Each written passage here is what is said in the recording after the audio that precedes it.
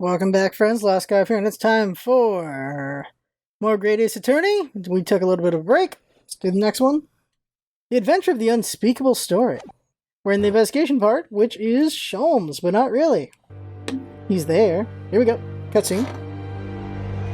A hound it was, but not such a hound as any mortal has ever seen. Its eyes glowed with the smoldering glare. Too late, too slow. It's coming! Sholmes's cry pierced through the thick wall of fog around us. Wisps of vapor flowed over the pistol as I cocked it, and I waited, breathlessly, in the stillness. The silence lasted for what seemed an eternity, until, at last, it appeared. From the shadows of the cloud, an enormous beast sprang out upon us. A hound it was, but not such a hound as any mortal has ever seen. Its eyes glowed with a smoldering glare. The whole of its ox-sized body was outlined in white-hot flames. Its rumbling pant and hideous howl, so terrified was I that I began to tremble with fear. "Look well, Wilson," Sholmes declared, gazing upon the mystical beast. "For this is the diabolical hound of the Baskervilles." Baskervilles. That sounds very familiar. Very familiar. Oh god, thank god. So they didn't just have a case a week later. Okay. Okay, I was like, oh man, what's the next case gonna be? My first 2 months in London passed by in a flash. In that disconcerting courtroom experience we were first thrown into on the day we arrived in the country. And in Soseki-san's terrible ordeal that had followed closely behind, we had emerged victorious. However, there then came an abrupt end to our opportunities to appear in court, which is hardly surprising, of course, since I was nothing more than an amateur, an unknown student of law from a faraway land. So life in our little office was very quiet. That is, until it was shattered one day by that fateful telegram. 15th of April, 9:13 a.m.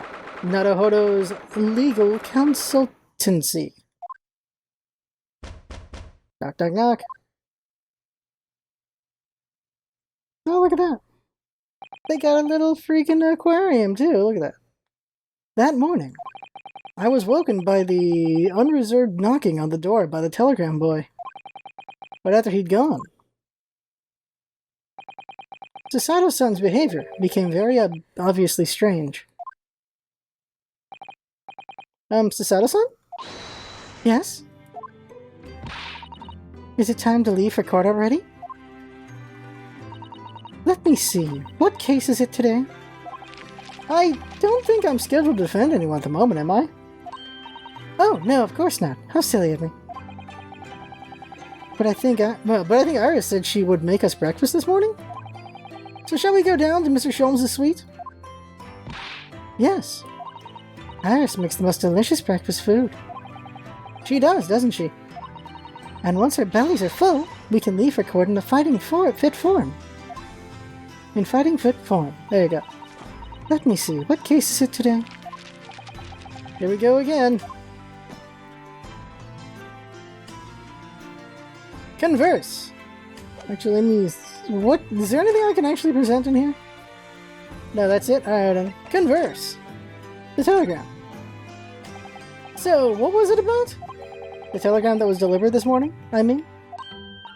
Oh, a telegram? I don't know what you're talking about.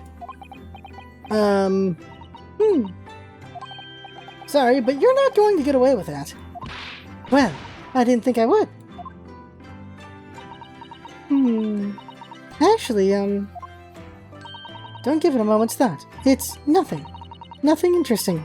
Boring, in fact. It was just a boring old telegram. That's 3 times now she's tried and failed to convince me it was nothing. I promise that I'll tell you about it at some point. Alright, I understand. Soseki-san. I suppose Soseki-san will have arrived back in Japan by now, won't he? Yes, I should think so. He left immediately after that terrible ordeal. Which would mean he should have completed the voyage already, or be just a few days away. A fortnight ago, we had that very long telegram from him. Do you remember? Complaining of seasickness? But by and large, it seems the voyage has been going well. Is something wrong, Naruto-san? I was just wondering, what might have become of Saseki-san had he stayed in London, that's all. You mean as regards to Lord Von Zieks, the Reaper? Yes, I can't help wondering if seasickness would have paled into insignificance in that case.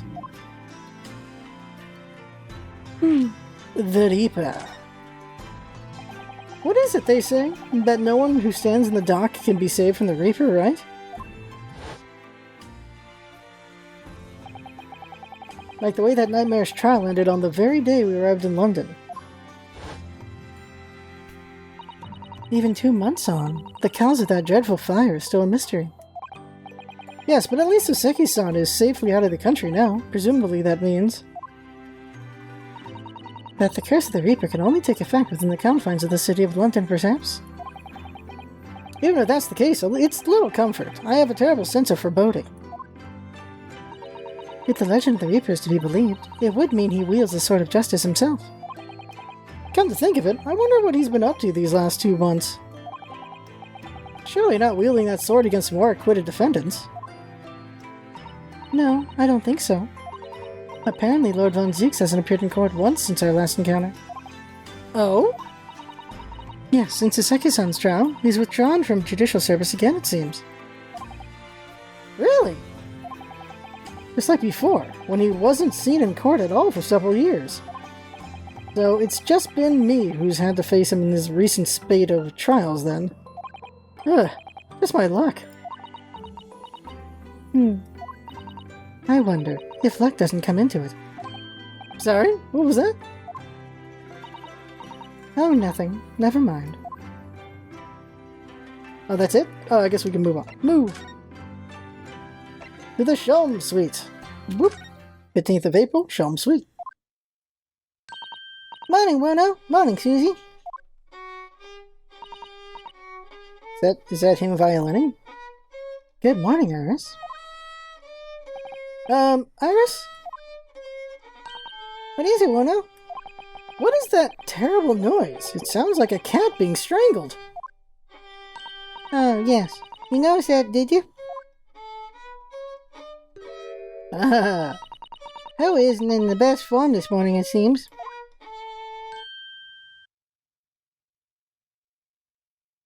Oh. Okay, that's new.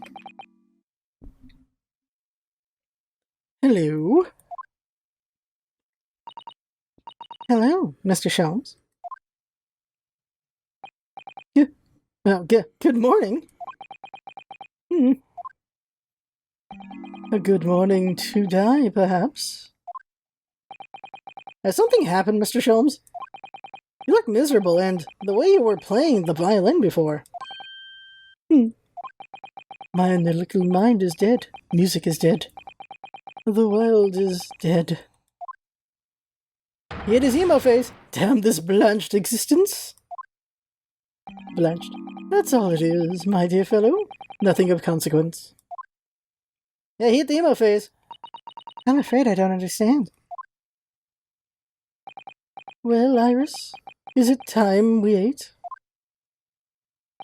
Some dry toast and insipid coffee for me, if that's not too much to ask. Meow. Kitty! The one from what's-his-place. It's got a little bow tie! Got a little bow tie! Got a little bow tie! Oh look, it's Wagahai! Wagahai. Yeah, it's Wagahai. Good morning, good boy. Meow. That must be some sort of tiny door for cats to use. But how did it get there? Well then, everyone, time for breakfast. Oh, wonderful. Let me help you, Iris. It would indeed be a fine day to die. Are you allergic to cats? Oh, I knew something looked different. Something's missing from Mr. Sholmes' desk.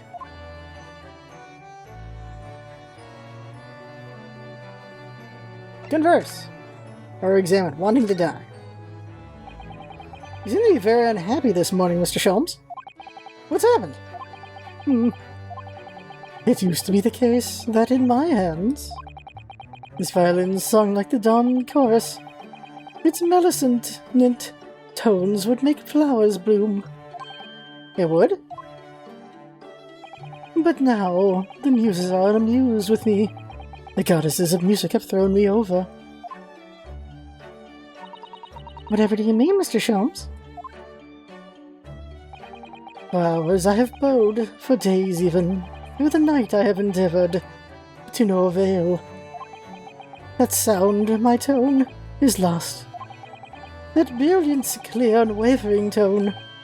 Gone forever. No more recitals of unbridled devotion. Okay. Well, you haven't been practicing much lately, have you, Howie? Don't worry, I'm sure it will come back to you in time. Heed my words, Mr. Naruhodo. The goddesses of the arts are fickle. One day they bestow genius on a man. The next, they unmercifully withdraw it. Oh dear. Why is this happening to me? If they take the turn I have for the violin from me? What is left, for pity's sake? What is left?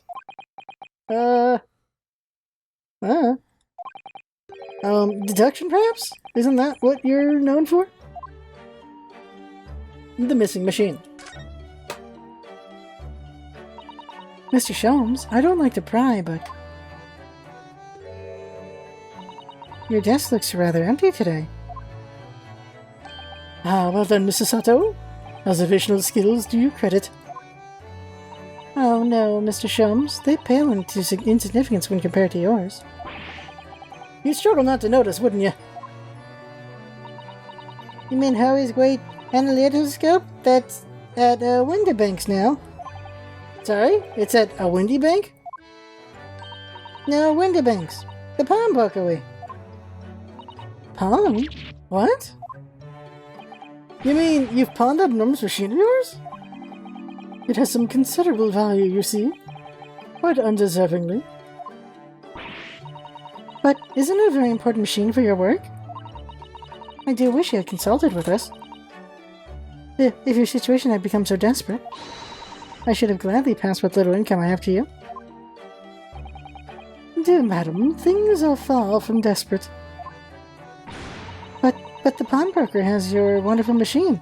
I can be anything but desperate. Making use of a pawnbroker is quite ordinary here in London, I assure you. It is? It doesn't sound ordinary at all.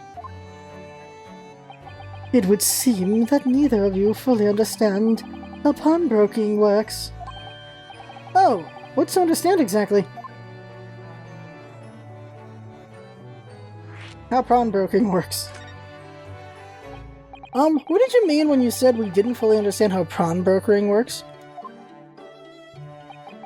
For the people of London, pawnbrokeries are akin to banks. Banks?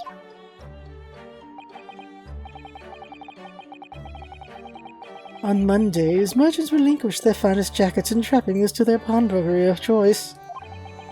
The money they receive in return, they're able to trade happily through the week. And then on Saturdays, they go to recover their things using the money they've earned. I had no idea. This has been a fascinating lesson for us. Everyone does it, you see, especially people in London. And should they have money to spare, they would purchase another fine jacket. Not to wear, obviously, but to pawn, should the need arise. Oh, how ingenious. So whenever we have something that's getting in the way, we leave it at Windybanks, you see? A pawnbrokery can be thought of as an extremely secure vault. Who would have thought that even pawnbrokeries are different here in Great Britain? Of course, you have to watch her with it. Sometimes you pawn things you really shouldn't. Don't you, Howie? Hmm. What does it matter? The world is dead to me now. Yay!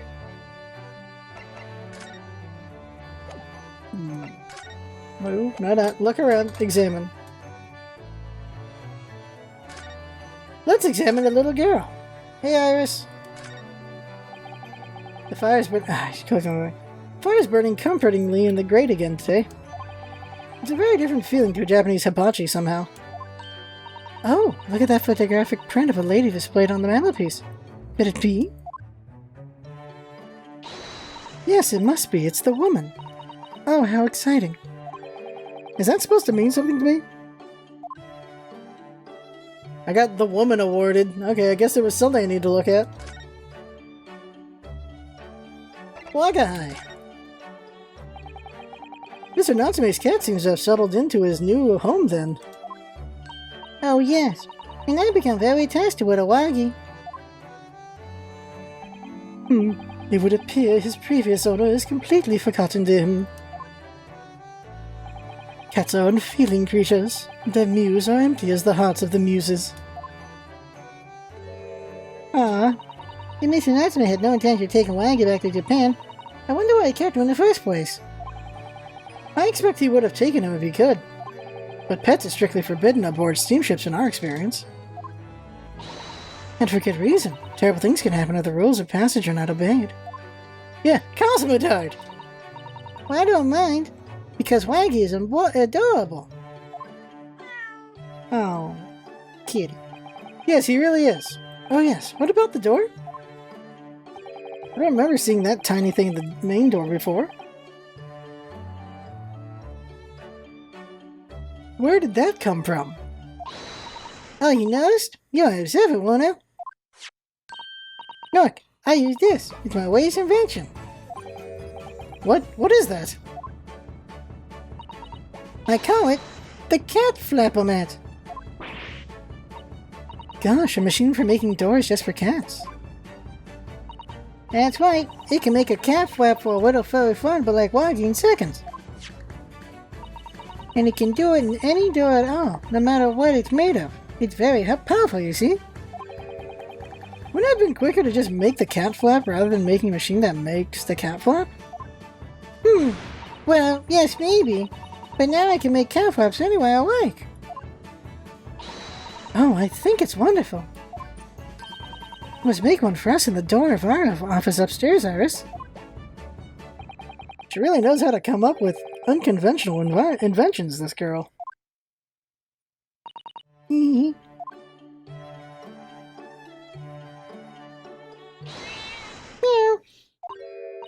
Oh, what was that? Wagai? Yep. Jesus.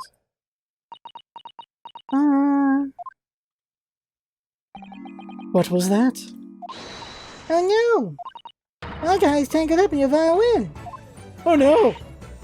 I think he thinks it's a toy. No! What's he doing to it? Oh dear, Mr. Sholmes' precious violin. Why should I care? What? I shouldn't be surprised. If the cat is a more accomplished musician than I now. Jesus. Mr. Sholmes really is in poor spirits, isn't he? Well, anyway, I'll put it back where it lives. Shall I, Howie? Out of the cat's reach, if possible. Maybe we should assess the damage. Take a look at the violin then.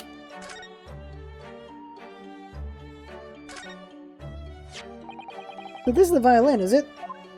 Ooh, look at that. It's a Stradivarius. One of the finest violins in the world, made by the renowned Italian Luther Antonio Stradivari. Oh, I see. It doesn't really look like anything special to me. Stradivarius is worth $1 bajillion. Happened upon it covered in dust, languishing in a pawn shop down a nondescript back alley.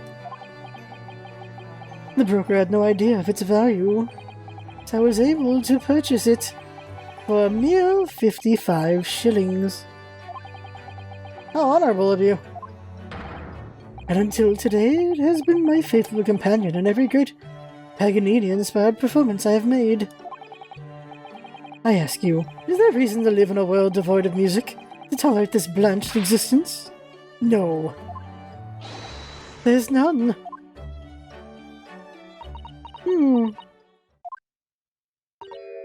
Mr. Sholmes?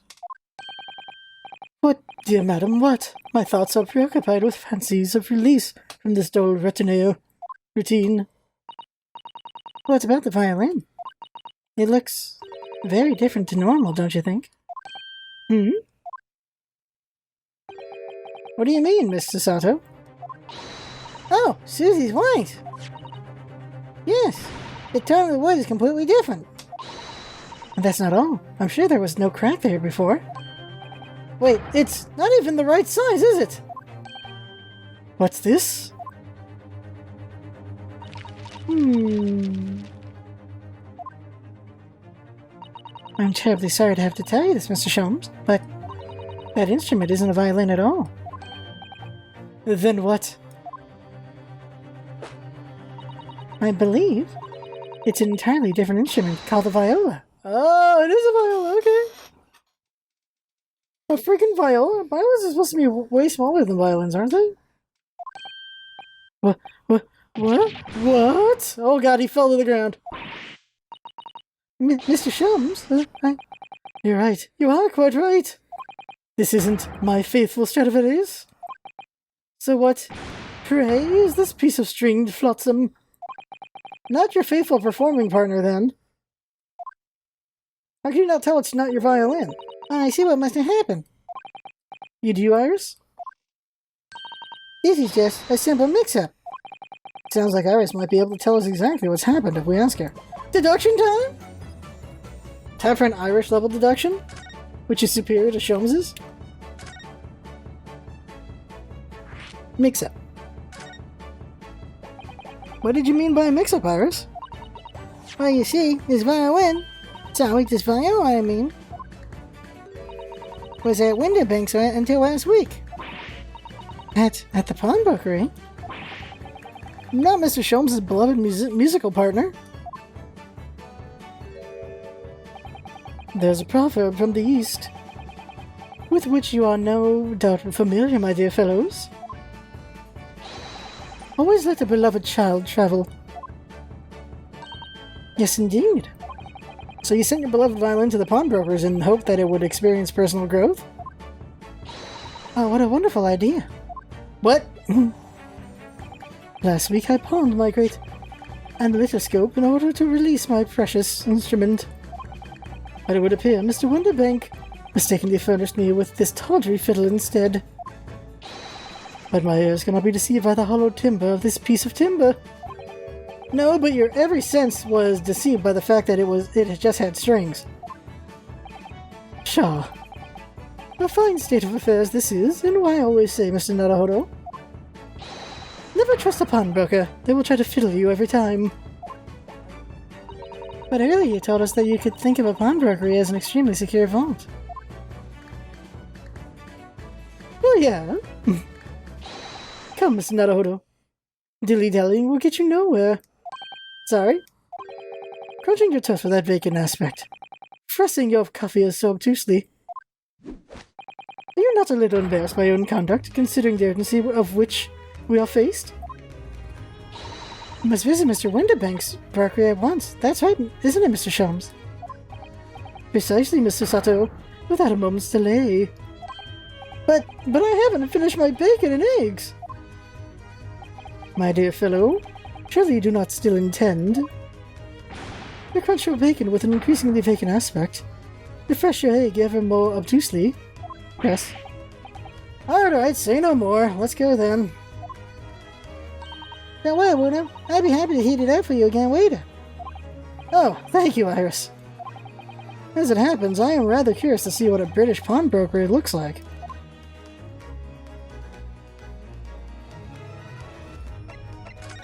Well, time to move on. Let us go to Baker Street first. On the way to the pawnbroker. I guess we just go to Windy Banks. Oh, it's right outside the window. Okay, so we're going to be out there eventually. Share.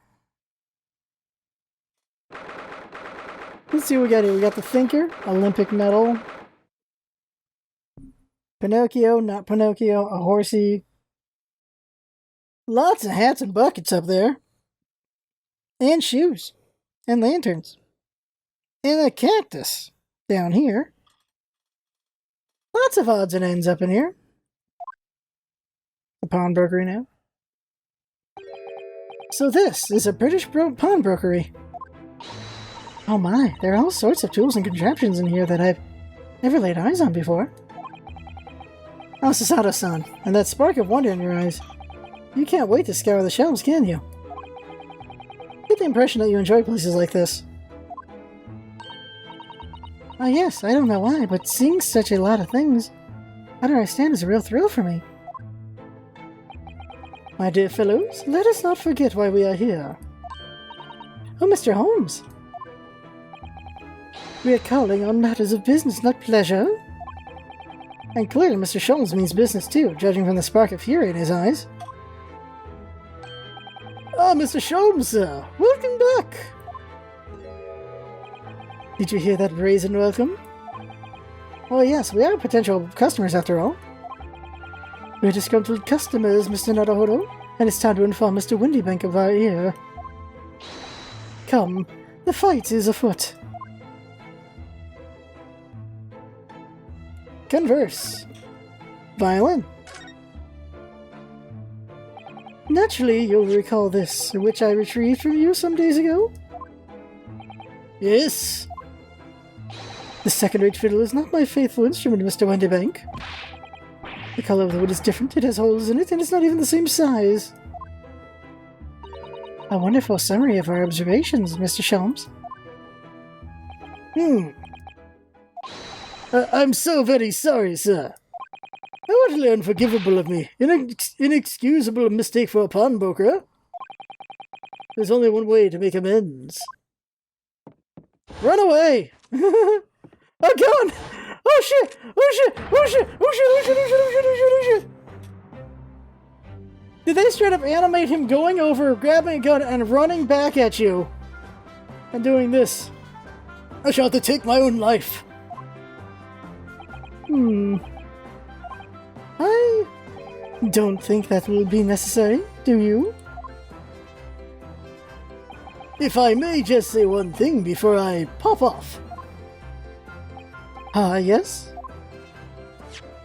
It was you, Sir Mr. Sholmes, who took it upon himself to remove the item the other day, I believe? Sorry?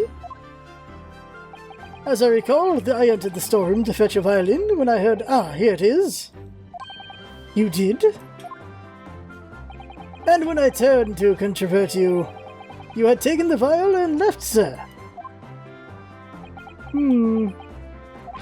However, there can be no doubt that the blame lies firmly on my own door for allowing you to leave. So I shall not grumble or grouse any longer. May this guilt die with me.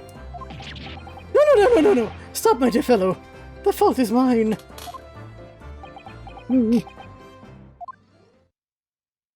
Okay, I'll put the gun down. For now. It would appear that the fight is over. I do humbly apologize, Mr. Windybank. Evidently, my questionable disposition precipitated this tragedy. Well, you wouldn't be Sherlock Sholmes without that. Questionable disposition now then, would you? I do believe you may be right, sir. It's either laugh or cry, I suppose. You are, it must be said, one of my more challenging customers. I needn't remind you of the peculiar collection of items you've brought through my door in the past. Oh, peculiar items? In the extreme, ma'am. For example, the unpublished manuscript of an eponymous work, the novels of Sherlock Sholmes or such. Oh my, a new full-fledged novel? An unpublished? A story I have yet to read, you mean? Oh, forgive me. Wait, before you die, you must tell me more. Before you die. Unpublished story after pawnbrokery. I wonder, could I ask you something? Oh, a gentleman from the east, I see. Yes, that sable suit. I suppose I could offer you a sixpence for it. Without wishing to offend, the tone is somewhat dull. Sorry. Aha, but for your splendid attire, ma'am. 5 guineas, no less. The colours are quite exquisite, the design exotic.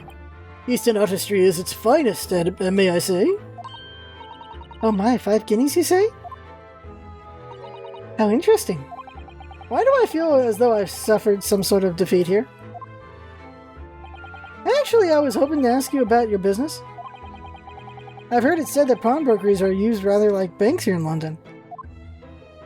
Yes, sir, indeed. Many of our customers utilize the establishment as you describe. I appraise their items and offer them a proportionate loan in 2 months of secure storage. If in that time they repay the original sum to me, plus the agreed interest, their items are happily returned. Well, what happens if they don't pay you the money? Then the items are offered for sale in my shop, as you can see on the shelves behind me. So you never sell items before the 2 months has passed, then? That's right, ma'am, that's right. Which means some considerable responsibility rests on my shoulders. Should a customer's precious belongings be lost, the only recompense is for me to end it all. The very idea, Mr. Winterbank, is an absurdity. One should never talk of one's demise so casually. Says the man who was telling us all it was a good day to die only this morning. And let us not forget that I have already helped you take measures to ensure such a tragedy never occurs. Well, what sort of measures? Engineered a simple device, which Mr. Winterbank has installed here in his shop. I call it the Red-Handed Recorder. Is that not so, Mr. Winterbank? Ah. What was that deep sigh about? Go on, play the story first.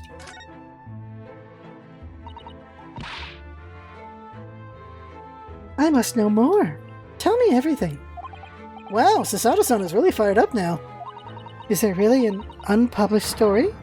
Under this very roof?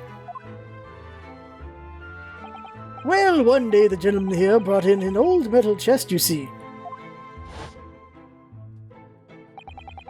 I should like to entrust this to your care for a while, Mr. Winterbank. For a chest like that, 1 shilling, sir, not a farthing more. It houses something of very great value indeed. The latest manuscript, recounting the adventures of one Mr. Herlock Sholmes. I beg your pardon, a manuscript? You wish to deposit a manuscript? Indeed I do, for I'm confident it will be quite safe here.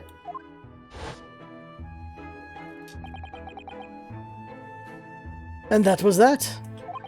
As such, Mr. Sholmes' latest tale of unworldly mystery lies dormant in my storeroom.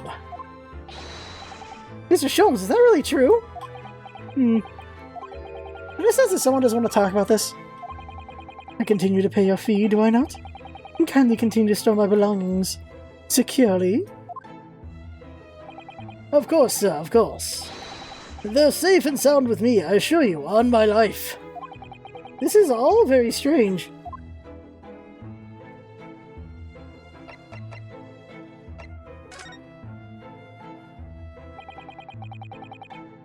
What on earth is a red-handed recorder? Use your eyes, my dear fellow. That too, just below the ceiling. Oh, I see.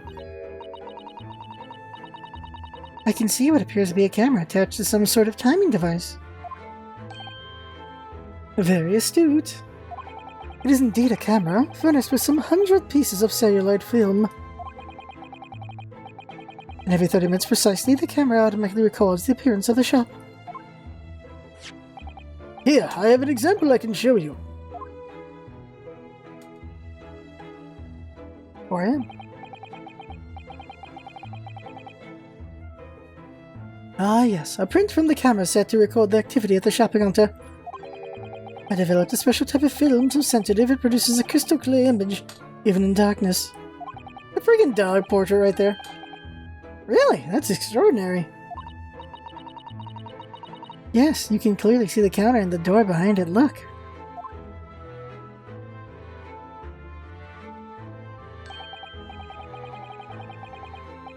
So you see, was someone to enter the premises with ill intent, his identity would be summarily exposed. Every 30 minutes. But did you not say that the photographic prints were taken at 30-minute intervals? Indeed, as you say, my dear madam. And what if the incident were to occur in between times? One could only say that would be a cruel twist of fate. I must confess your devices have been giving me some cause for distress of late. I beg your pardon, Mr. Winterbank. Surely they are not anything but distressing, reassuring is the word. It's the cost of the film, sir. You must graciously place not one, but 2 cameras in my shop after all. Which means I must pay for nigh on 100 utterly useless prints every single day. Yeah, 48 times 2. Yep. Regan, that's a bunch. I'm afraid the cost of the film will break me before I'm very much older.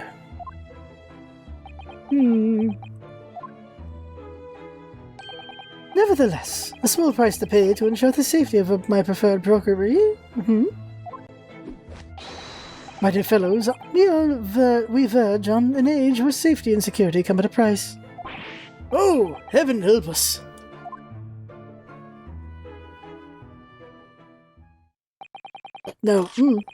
Now then, Mr. Sholmes, allow me to return your precious violin. Now, look at the difference. Ah, the very thing. Thank you, Mr. Winterbank. Perhaps this might mark the end of the peculiar items you try to pop, Perhaps if anything were to happen to one of them, this would be the only answer. I really think you ought to stop waving that gun around. Someone could get hurt. Fear not! Sorry. I've only loaded a single bullet, so no one but myself could possibly be harmed. That's not really what I meant. Good day to you, then, Mr. Winterbank. It's been a pleasure as always, Mr. Sholmes. So, Mr. Naruto, now we can explore at last. We're examining everything, I guess? Now we can take a look around, okay. After we finish looking, we'll stop. Because we're at 40. April 15th. That's not a calendar you could easily miss, is it? 15th of April, today's date. Yes, that's not for sale, I must point out. It is an Eastern-style page-a-day calendar. Every night at midnight, I tear off the front page to reveal the following day's date. The perfect calendar for a tearaway fellow such as yourself, Mr. Winterbank. And who was it who walked out of here with the wrong violin before? Well then, when the agreed storage period has passed without repayment, articles are forfeited, you see. I had to keep a close eye on the date. It's something as a pawnbroker's obsession, you might say. Oh yes, I can see you're very dedicated to your job.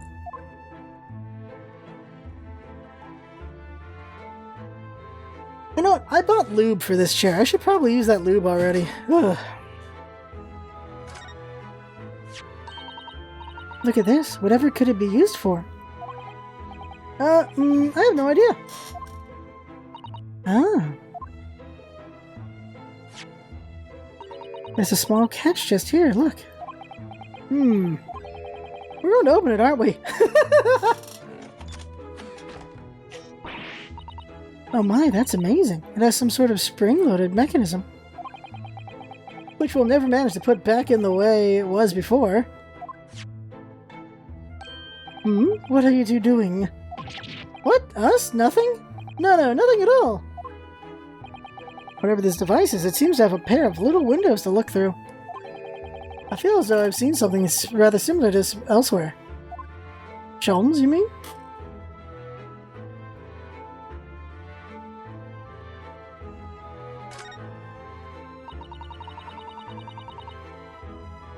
What do you suppose this rather enormous machine does? It seems to have two little windows for looking through. Allow me to enlighten you, my dear fellows. What you are looking at is a stereoscope. A stereoscope? Fascinating! It is aptly named, I assure you. Look through the eyepieces and see for yourself. Oh, I should be delighted to. Excuse me a moment while I just have a look. Just before you do, there's something I should point out.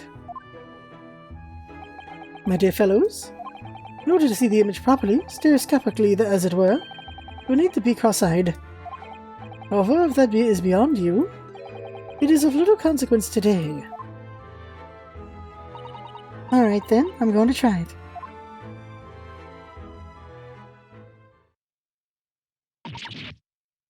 Ah! It's not a hold up! You must see! But at once! Oh, alright then! So I need to be cross-eyed, like I'm trying to look at my own nose?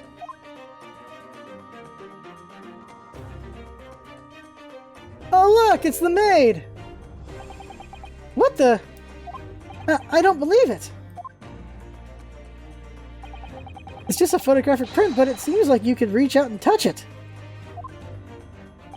Yes, the sense of depth is startling, is it not? Stereoscopes are one in London's many fads. They are often found in little stalls in the park. People queue for hours to see them. Why? Why are people meddling with such black magic? Oh my god! It is no magic, my dear madam. It is, well,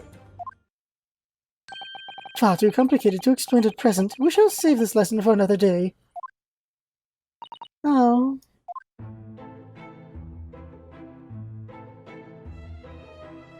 Yeah, we'll get through the rest of these next time. I'm starting to lose it a little bit. So there you go. That is the game for now. I had fun a bit from watching. That's what's all about, isn't it? Having fun. Thanks for coming by and see you next time. When maybe I'll leave this freaking chair. And that's it. See you later.